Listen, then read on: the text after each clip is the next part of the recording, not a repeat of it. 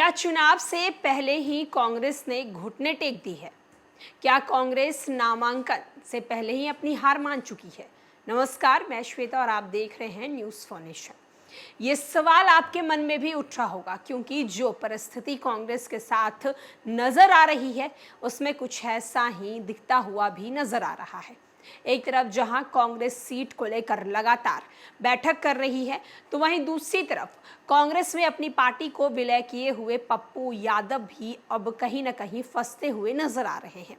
पप्पू यादव चाहते हैं कि उन्हें पूर्णिया से टिकट मिले, लेकिन राजद सुप्रीमो लालू प्रसाद यादव और राजद जो है वो नहीं चाहती है कि पूर्णिया की टिकट जो है वो कांग्रेस के खाते में जाए। एक तरफ बातें ये भी निकलकर सामने आ रही है कि राजद सुप्रीमो लालू प्रसाद यादव ने जदयू कोटे से आई बीमा भारती को पूर्णिया के लिए सिंबल जो है वो दे दिया है। अब सवाल ये उठ रहा है कि क्या कांग्रेस चुनाव से पहले ही हार मान चुकी है? क्या कांग्रेस नामांकन से पहले ही राजद के सामने घुटने टेक दी है?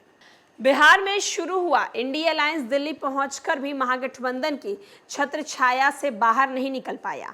इंडिया अलायंस की कमान संभालने जा रही कांग्रेस को बिहार में अपनी सीटों के लिए राष्ट्रीय जनता दल के सामने गुजारिश करनी पड़ी, लेकिन रिजल्ट शून्य रहा। लोकसभा चुनाव 2019 में बिहार में कांग्रेस की जीती इकलौती सीट पर भी कांग्रेस की बात मानी गई, बाकी उसे राजद के अपने हिसाब से दिया गया है।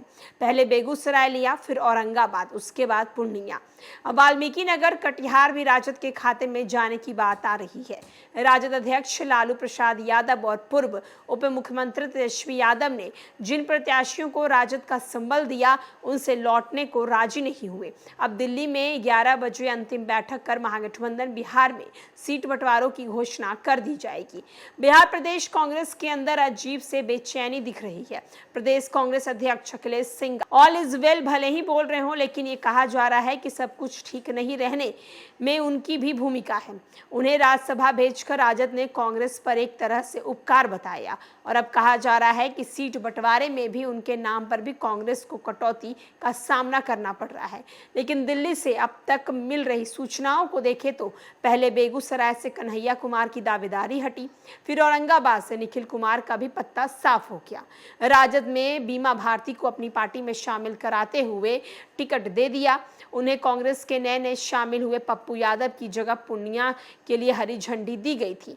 वाल्मीकि नगर से भी राजद के पास प्रत्याशी है, जबकि वहां से पिछली बार कांग्रेस ने प्रत्याशी दिया था।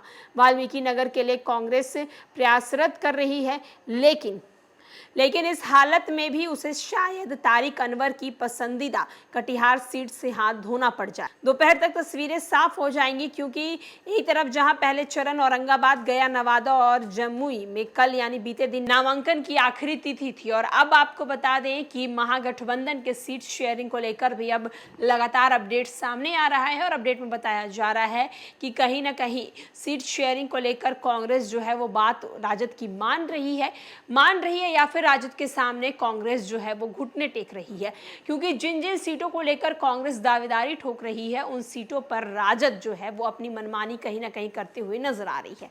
अब देखना होगा कि महागठबंधन की तरफ से सीट शेयरिंग का जब ऐलान किया जाएगा तो उस वक्त कांग्रेस के हिस्से में कितनी सीट जाती है और कांग्रेस जिन सीटों पर अपनी दावेदारी दिखा रही है उसे वो सीट मिलती है या नहीं।